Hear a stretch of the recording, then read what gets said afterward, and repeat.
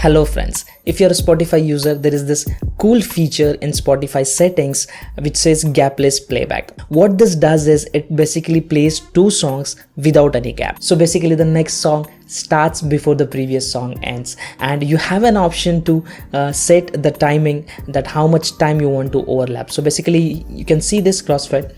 Well, this crossfade will decide how much seconds you want to overlap, and I basically keep normally between 5 to 6 seconds, and this does an amazing job in mixing those songs. And the gapless playback is really amazing.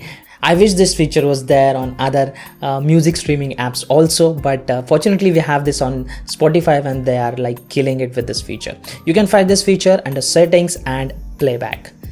Hope you guys found this video useful. Stay tuned and I'll see you guys in the next one.